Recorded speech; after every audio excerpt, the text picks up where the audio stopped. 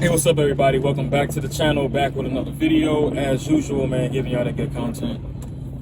Today's video, we finna talk about the town car. I truly can't mod it anymore. So my engine is pretty much done. Not done, but I'm still driving it. It's still good. One day, I just tell a story like this. One day, I was out shopping with the wife, and she went into the store. I sat in the car. Sat in the car, and about like 5-10 minutes go past. Well, about 10 minutes go past, and my shit started to like kind of overheat in a way. I'm like, I just changed the thermostat. I explained it in another video. I changed the thermostat out, and I'm like, okay, like what is it doing? It wasn't overheating, but it was tipping to that point. And the whole time I'm driving it, it never gave me any indication or anything like that. No red, no service engine light, or anything like that. So as I've been driving it this whole time, my oil was low. And normally, before I changed my oil cooler housing gasket, it was giving me that oil light. Because this car burns a little bit of oil before every oil change. It burns a little bit, like maybe a quart or so before I got to get my next oil change or whatever. But it was burning oil the whole time. So when I was sitting in the car at the grocery store, it was just overheating, because if you don't have enough oil in your car, I'm not sure if y'all didn't know this, but if you don't have enough oil in your car, it'll start to overheat because it's not cooling. That oil that's in the engine, it actually splashes on the block, and it keeps the cooling temperature and the oil temperature at its adequate temperature.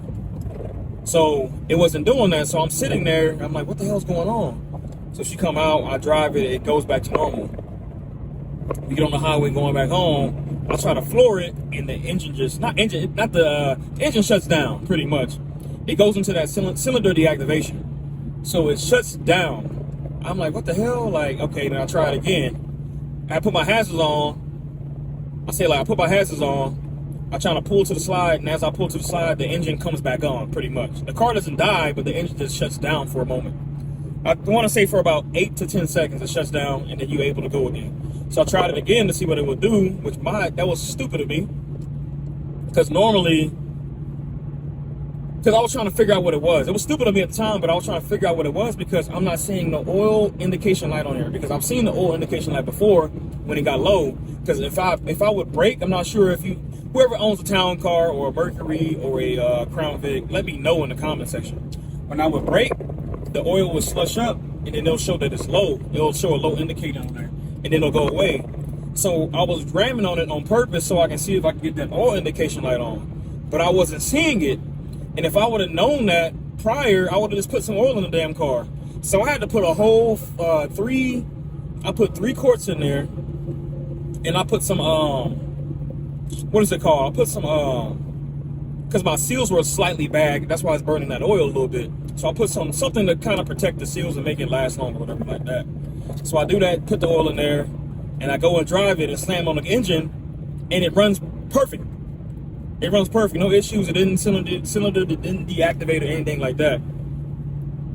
So that same day later on, I was coming down the highway, I tried to do the same thing, and it just stopped. And from now on, if I try to slam on it, it'll deactivate the engine for a little bit, for about 5 to 10 seconds, and it'll come back on. But I still can push it, I still can run it. I can slam on it just very slightly. It's hard to like explain it, but I still can push it to its limits on the way, especially when I get to high speeds, because I know how the car operates. It's a 4-speed automatic transmission, so it's not going to push on certain gears. So, but when I'm coming off of first 0 to 60, I can push on the engine and it'll just go like normal. But if I'm driving like I am now and I try to slam on it, it's going to shut down the cylinder automatically. Or if I'm going 30 miles and above and I'm just cruising and I try to slam on it, it'll deactivate the cylinders for about 8 to 10 seconds and they'll come back up. So for the most part, I still got a while before it's time to replace the engine until it just shuts down on me. But the good thing about this car is that its stuff is easy to replace. I don't know how to replace the engine, so I ain't gonna say I don't know how to, just a lot of work to do. But I can go find the engine anywhere at this point and go have somebody put it in for less than like $1,200. I mean, it's not a big deal, but I am still driving. I've been driving it since, and this happened like a couple months ago. So this video is gonna get uploaded probably later on this week in December.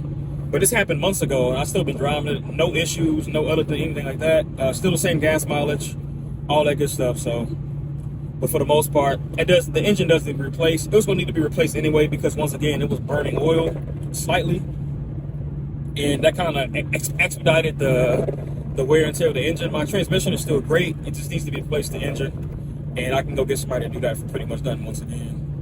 Engine probably a cost. I already seen engines online. It costs like $400, $500. It's nothing. Just get somebody to put it in. But for me, it's not worth it. I'm not going to do that. I'm just going to let it die when it dies, because I can go for the cost it costs to get the engine. I can just go get a Crown Vic or a Mercury for like $100. For the cost it costs like $200 for $500 more, which is like $1,800. I can go get another car, the same one it is, and just kind of swap my stuff over, do the same thing. But I wouldn't do that, because I like this car.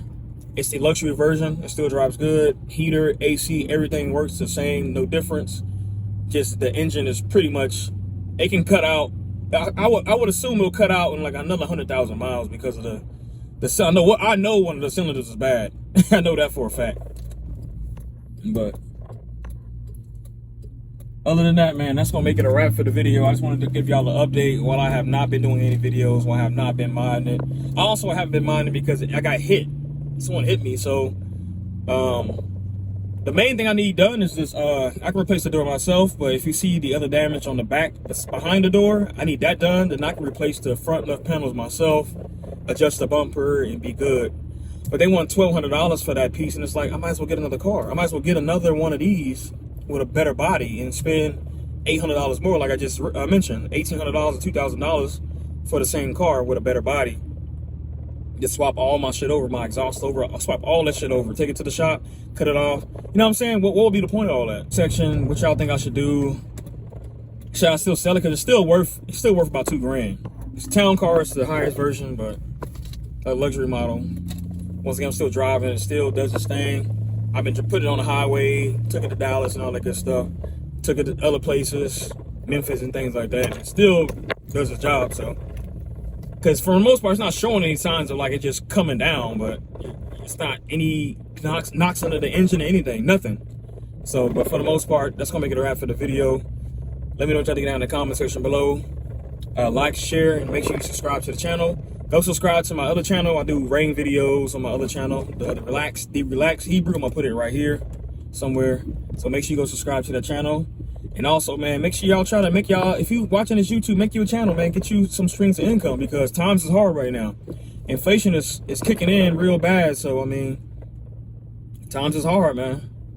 So make sure y'all trying to do some, generate some extra income. Do something. Other than that, man, make sure you smash the subscribe button. It's your brother Mike Profit. I'm out.